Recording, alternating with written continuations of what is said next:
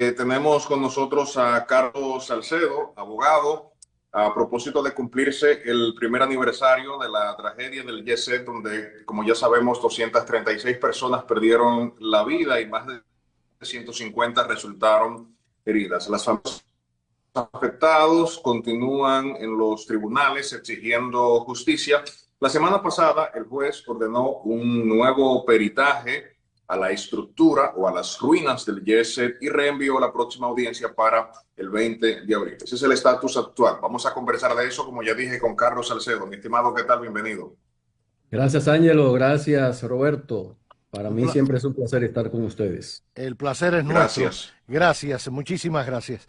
Sería bueno, ha habido, bueno, a raíz de este primer aniversario, muchas reacciones, tanto por el lado de los imputados, un documento publicado. Ayer la Procuradora General también hablaba de una justicia en tiempo, y así también han hablado familiares de las víctimas, etcétera. Para darle un poquito de contexto a nuestra audiencia, siempre desde el plano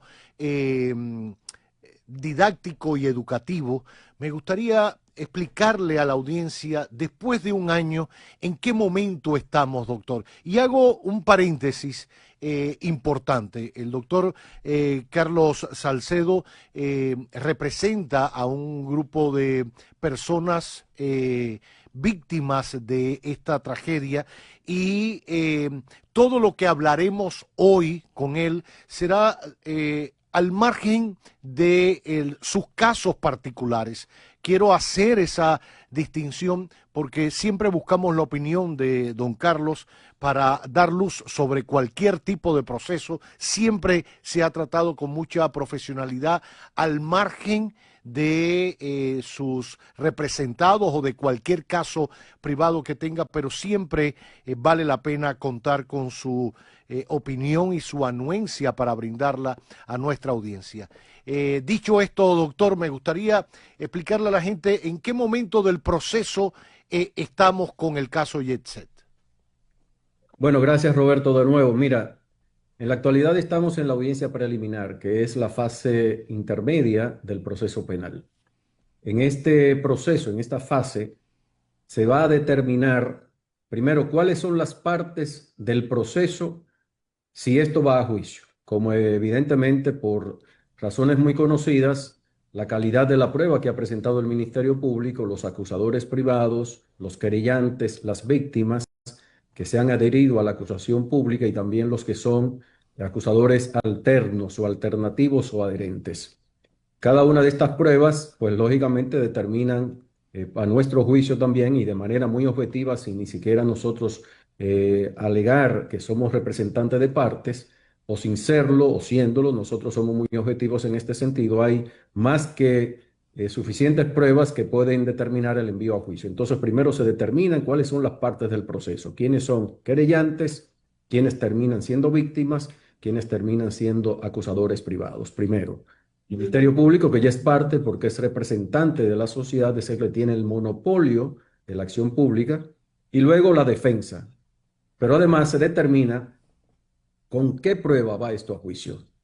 Y hay que reunir, en este caso, cuatro elementos en el aspecto probatorio. Cada prueba tiene que tener legitimidad en su origen,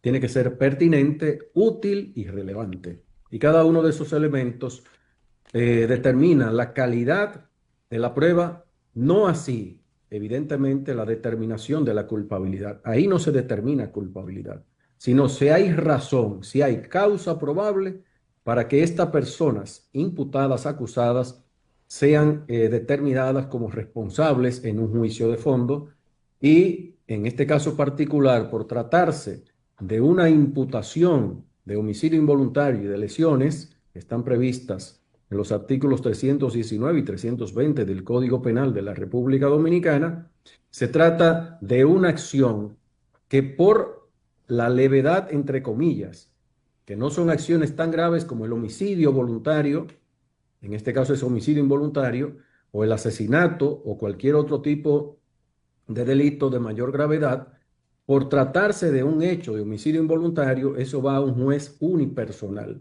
No va a un tribunal colegiado, que son los últimos, los que conocen los casos más graves. Increíblemente, por la legislación no se trata de un caso grave, a pesar de que ya el nuevo Código Penal, producto de esta situación tan calamitosa para el país, de tanto dolor y que lógicamente el paso del tiempo no puede borrar la gravedad de los hechos, el nuevo código ha previsto sanciones mucho más drásticas de hasta 10 años de prisión para los responsables de hechos tan lamentables como estos, donde haya una negligencia de naturaleza grave como es el caso. Ahora, a Yo propósito escuché, del tema. Ah, bueno, Ángelo, adelante. sí, escuché a algunos juristas criticar la decisión del Ministerio Público de acusar a los encartados de homicidio involuntario. Cuestionaban la forma en cómo se instrumentó el expediente. Con el marco legal que tenemos, entendiendo el Código Penal anterior, no se puede todavía usar el nuevo y aunque así fuera, la ley no es retroactiva. ¿Hay alguna otra vía de acusación, otra posibilidad que se pudo haber aplicado en este caso? Mira, Angelo, yo he sido firme, sobre todo por los criterios dogmáticos, por la experiencia y, diríamos, los conocimientos acumulados en el tiempo, en el ejercicio de esta profesión y como jurista. Yo tengo que ser honesto con el país.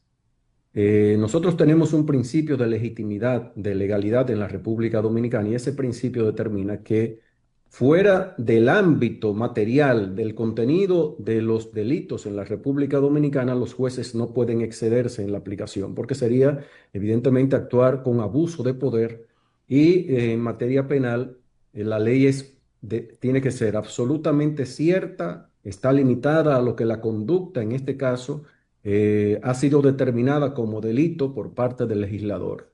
En la República Dominicana, ¿qué quiero decir?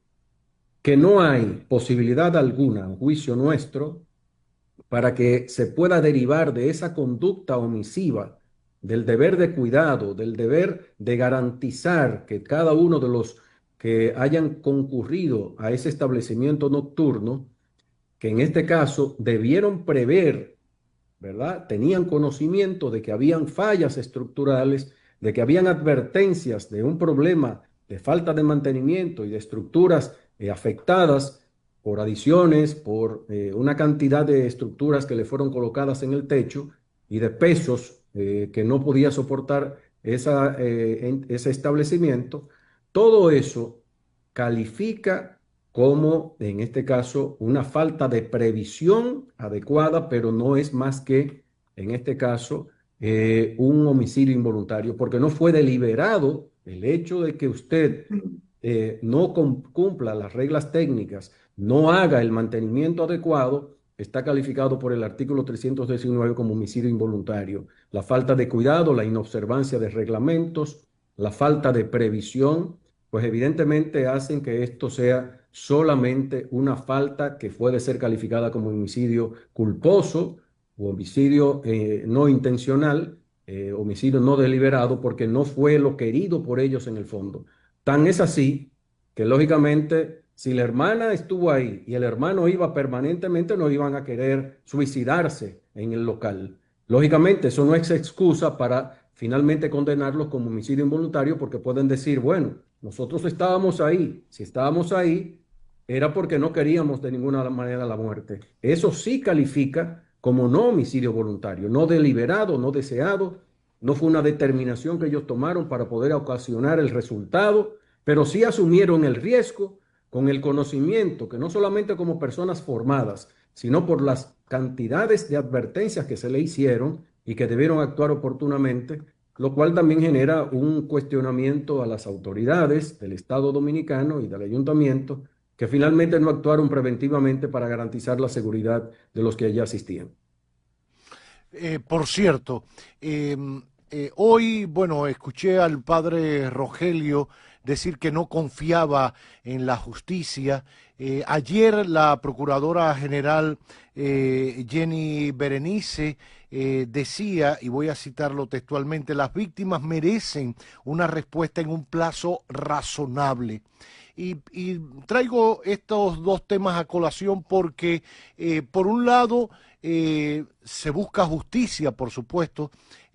Ha pasado un año después de lamentable colapso del YECSE y las 236 víctimas.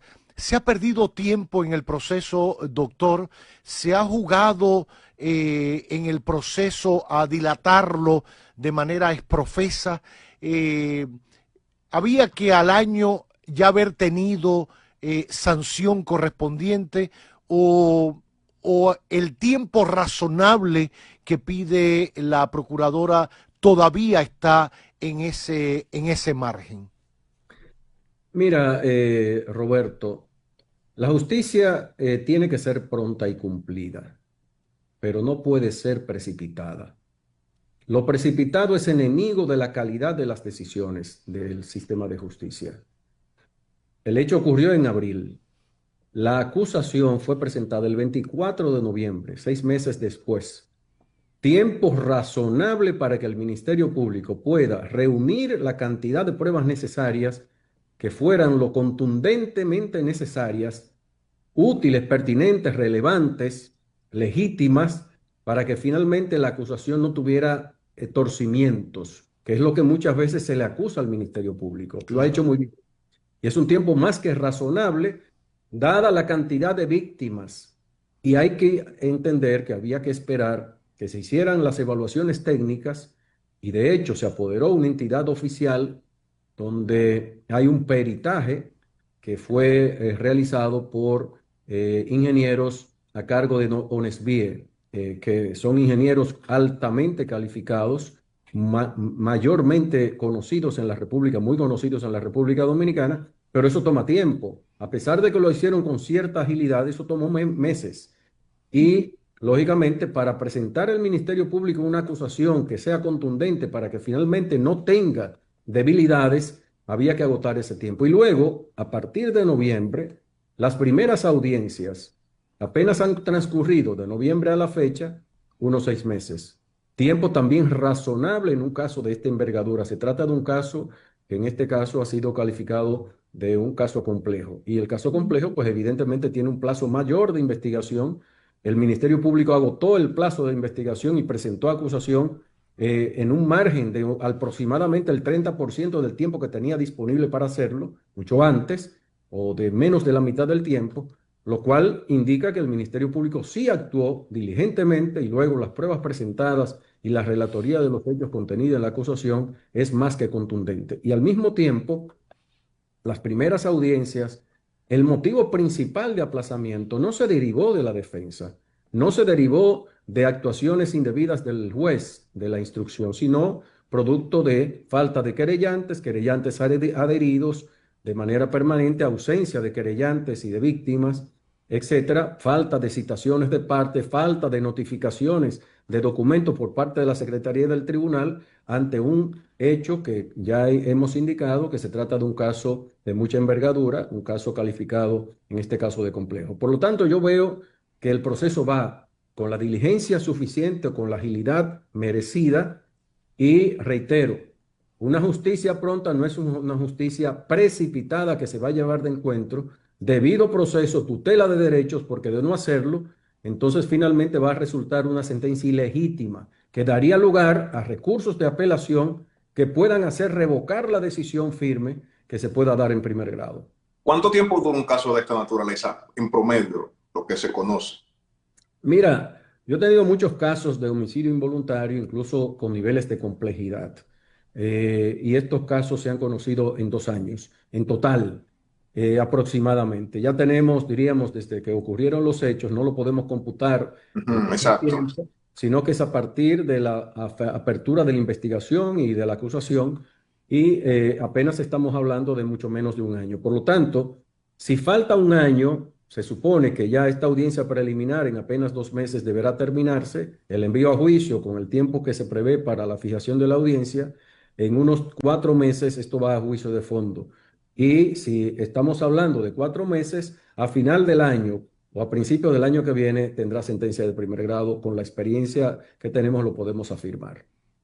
Ya, sería bueno explicar también, doctor, vuelvo e insisto, de manera educativa y didáctica, usted habló de una sentencia de primera instancia.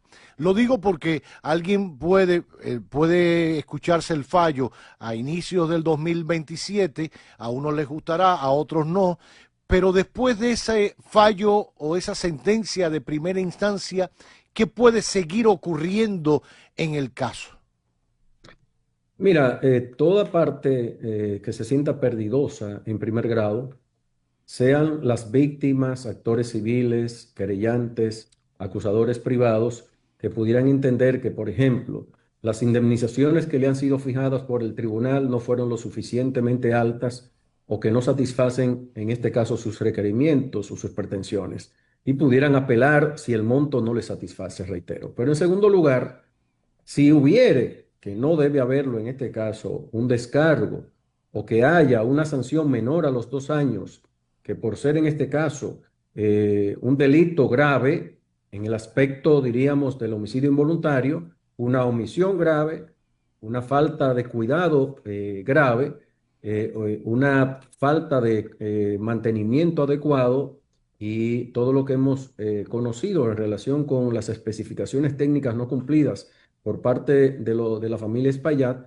pues lógicamente será la mayor sanción de entre los 6 meses y 2 años que prevé el artículo 319 del Código Penal. De 2 años entonces sería la sanción. Pero puede ser que el juez elija una sanción de 6 meses, y puede ser que elija una sanción de 1 año, cosa que sería para nosotros de imposible valoración por parte del juez o de imposible fijación por parte del juez.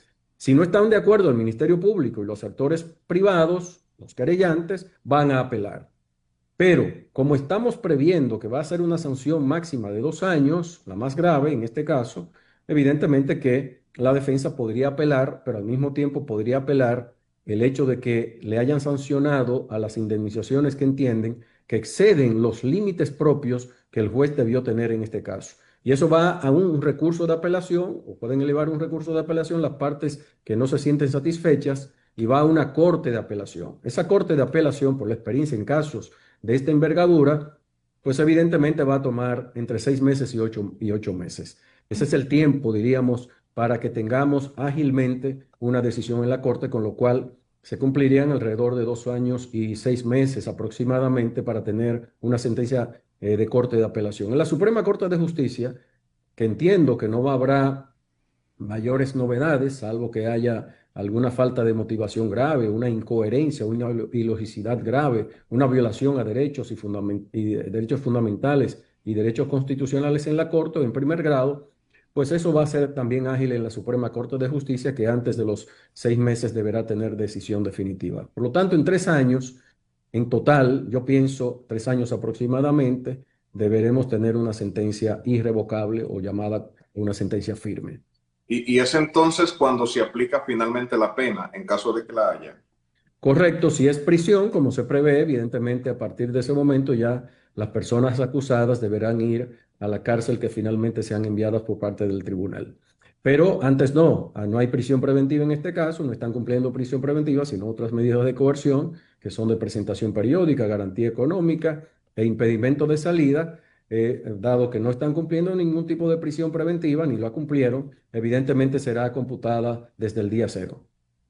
Una pregunta, doctor. En la última audiencia que se tomó la decisión de fijarla para el próximo 20 de abril, el juez decidió darle la oportunidad a un requerimiento de los abogados de la defensa de hacer un contraperitaje.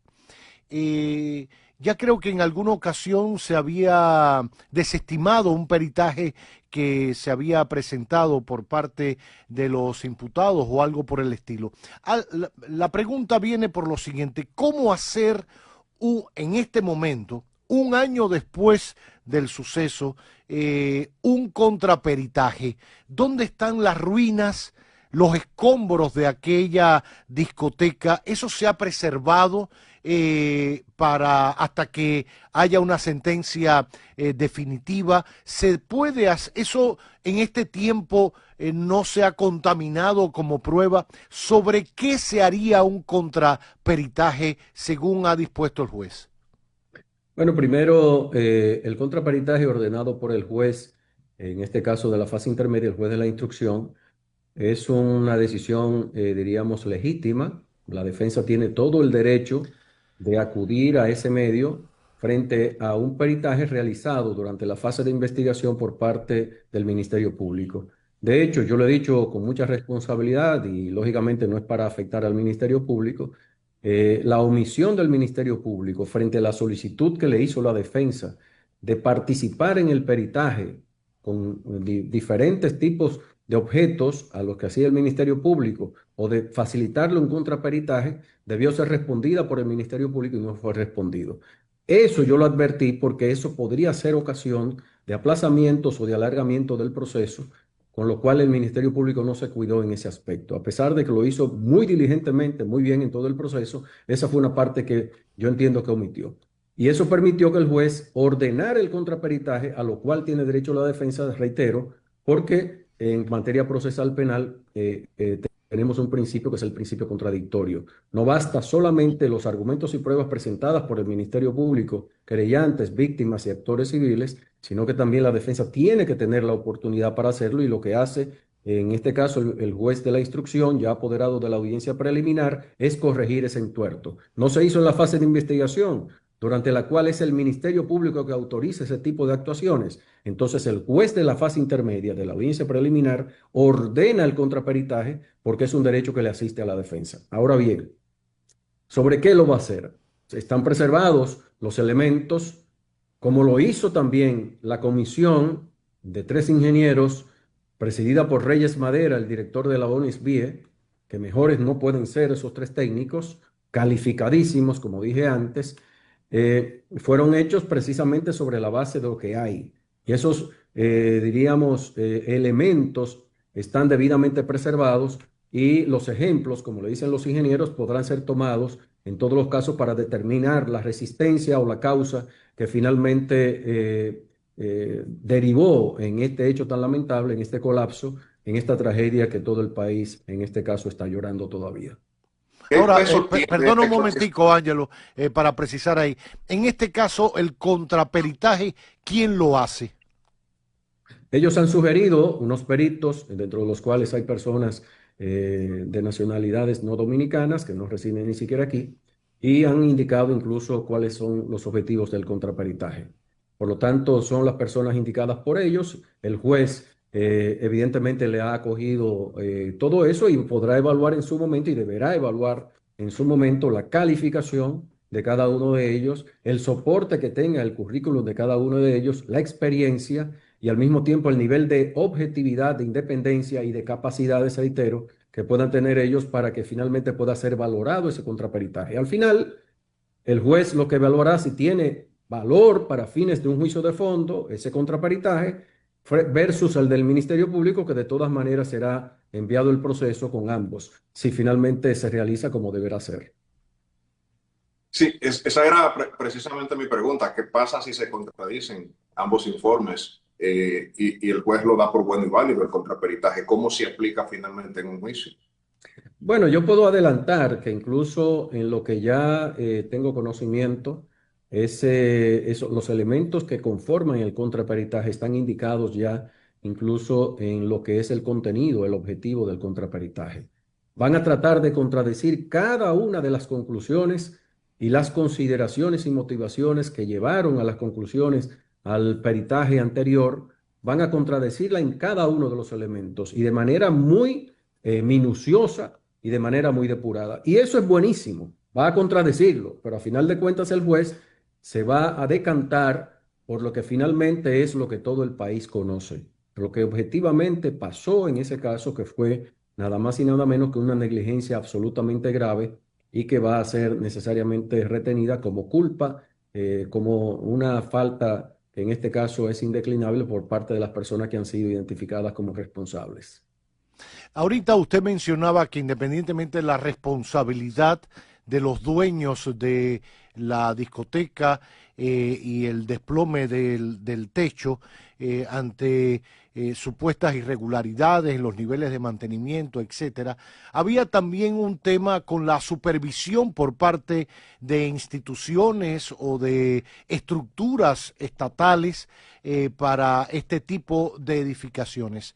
Eso implica que a la hora del juicio esas instituciones también deban participar o se les deba juzgar por lo que hicieron o dejaron de hacer.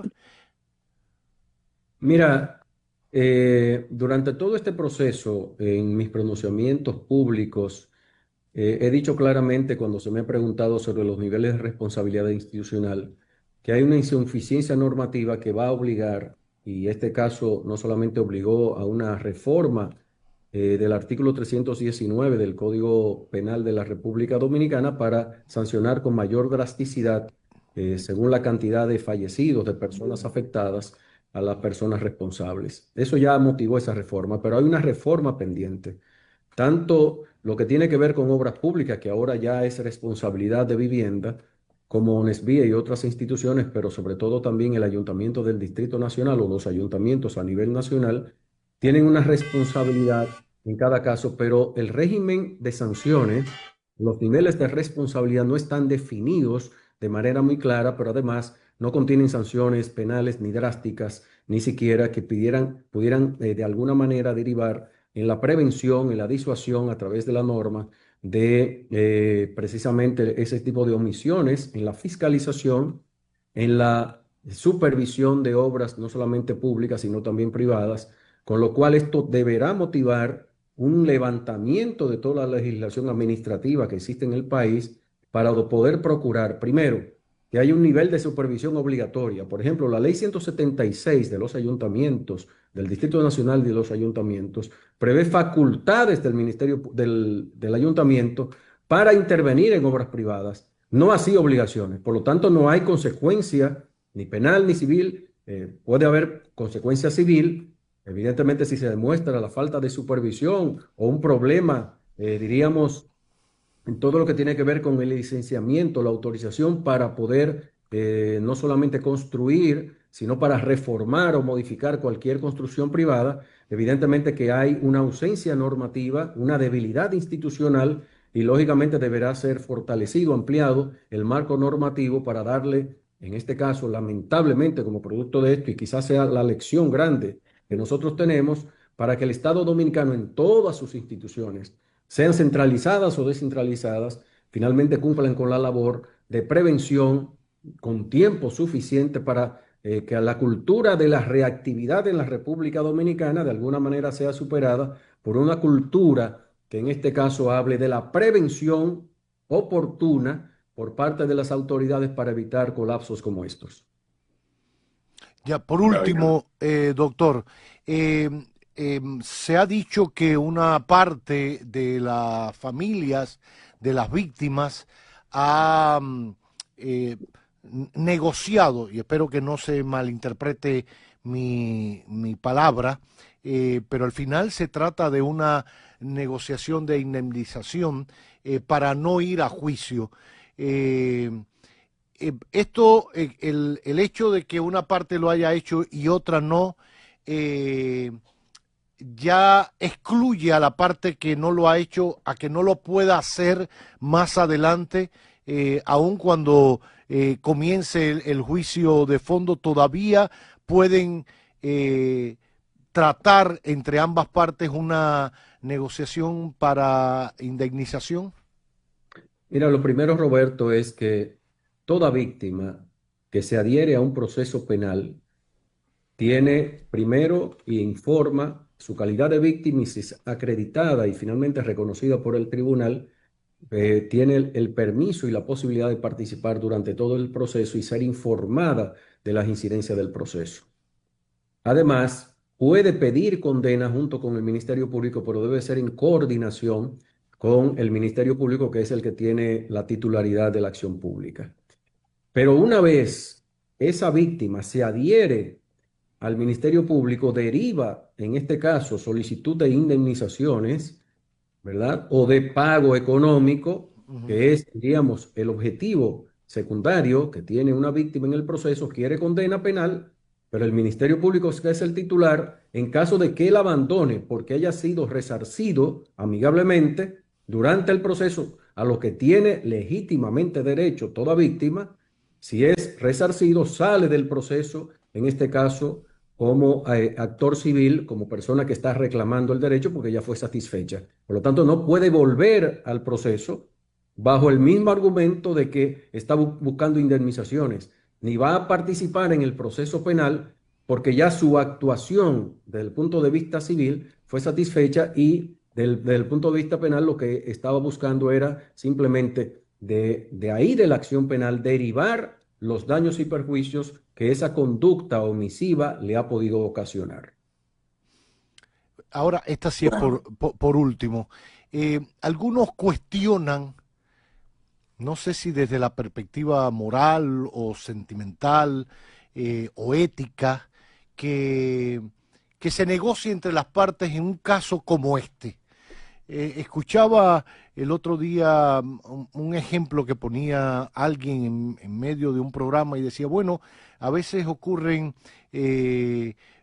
hechos similares, unas personas se montan en un avión con tripulación, etcétera, se cae el avión, fallece todo el mundo, tripulación, personas, etcétera, y los familiares terminan negociando con la compañía aérea o con etcétera, una indemnización y ni siquiera van a juicio, ni en algunos casos ni hay una acción penal contra el CEO de cualquiera de las aerolíneas o de la constructora del avión, etcétera.